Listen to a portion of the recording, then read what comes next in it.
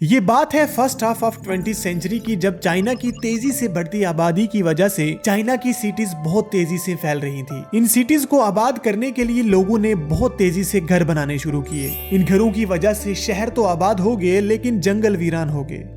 जी हाँ, अर्बनाइजेशन के दौरान बेशुमार डिफॉरेस्टेशन हुई, यानी लोगों ने बेदर्दी से जंगल को काटना शुरू किया और देखते ही देखते नॉर्दर्न चाइना का एक बहुत बड़ा इलाका हरे भरे जंगलों की जगह एक बहुत बड़ा रेगिस्तान बन गया।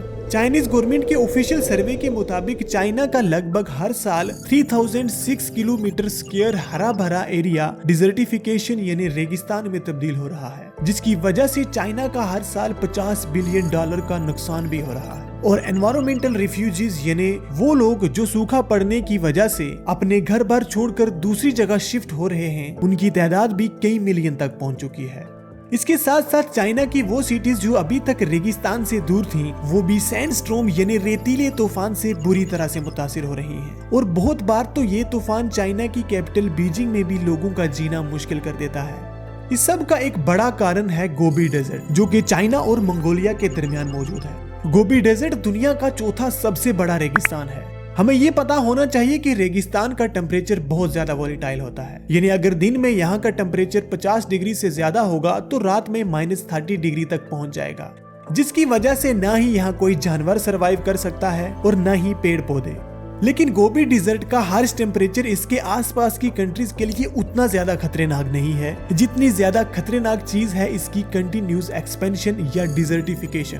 और इस डिजर्टिफिकेशन को एक्सपेंड करने में ह्यूमन एक्टिविटीज जैसे डिफॉरेस्टेशन, ओवरग्रेजिंग और बैड फार्मिंग प्रैक्टिसेस का भी एक अहम रोल है। प्रेजेंटली चाइना की 28% लैंड डिजर्टिफिकेशन से मुतासिर है। इस प्रॉब्लम के बढ़ते हुए चाइनीज गवर्नमेंट ने 1970s में एक हिस्टोरिकल डिसीजन लिया। 1978 में चाइनीज गवर्नमेंट ने the 3 north shelter belt project launch किया, जिसको ज्यादातर ग्रीन वॉल प्रोजेक्ट के नाम से भी जाना जाता है। इस प्रोजेक्ट का मेन मोटिव था चाइना के नॉर्दर्न साइड में 87 मिलियन एकड़ एरिया में प्लांटेशन करना। ये प्रोजेक्ट 2050 तक चलेगा। एक सर्वे के मुताबिक पिछले 2 डिकेड्स में 3,36,200 स्क्वायर किलोमीटर डिजर्ट में रिफॉरेस्टेशन हो चुकी है। और जब से ये प्रोजेक्ट शुरू हुआ है तब से नॉर्दर्न एरियाज में ग्रीन कवर 5% से बढ़कर 14% हो चुका है, जो कि एक बहुत ही उम्दा रिजल्ट है। और इसके साथ साथ इन एरियाज में रेनफॉल भी काफी हद तक इंक्रीज हुआ है। लेकिन सबसे बड़ा ब्रेक थ्रू इस प्रोजेक्ट का तब सामने आया जब चाइना और मंगोलिया के बीच में एक पूरा रेगिस्तान जिसका नाम मवूसो डेजर्ट था, लगभग पूरी तरह से गायब हो गया। मवूसो डेजर्ट कभी चाइना का चौथा सबसे बड़ा रेगिस्तान हुआ करता था, जिसका टोटल एरिया लगभग नीदरलैंड के टोटल एरिया के बराबर था। लेकिन 2020 में इस डेजर्ट का 93% एरिया पूरी तरह से हरे भरे जंगलों में तब्दील हो चुका है। लेकिन आखिर चाइना ने ये सब किया कैसे, और वो कौन सी टेक्निक्स हैं जिनको यूज करके चाइना ने ये कारनामा अंजाम दिया। जैसा कि हम जानते हैं कि किसी भी पौधे के लिए सबसे ज्यादा जरूरी चीज होती है धूप और पानी। धूप तो रेगिस्तान में बहुत होती है, लेकिन पानी की वहाँ बहुत कमी होती है।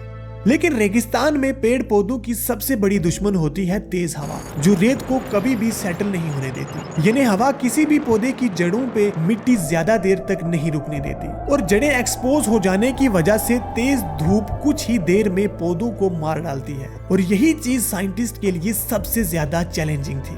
यानी पानी तो दूसरी जगह से भी ट्रांसपोर्ट किया जा सकता है, लेकिन हवा को कैसे रोका जा सकता है।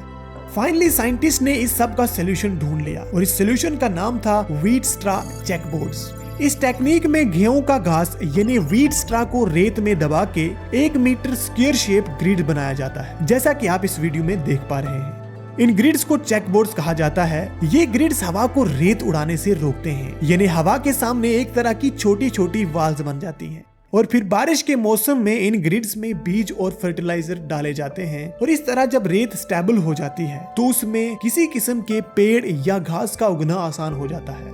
एक तरफ जहां चाइनीज गवर्नमेंट ने बहुत ही ऑनेस्टली ये सारी anti desertification campaign through out the decades चलाई है, वहीं दूसरी तरफ चाइना के हर सेक्शन के लोगों ने इसमें बढ़ चढ़ कर हिस्सा लिया है। और यही वजह है कि ये प्रोजेक्ट इतना सक्सेसफुल हुआ है। अगर आपको वीडियो अच्छी लगी हो तो लाइक करें, चैनल को सब्सक्राइब करें। Thank you.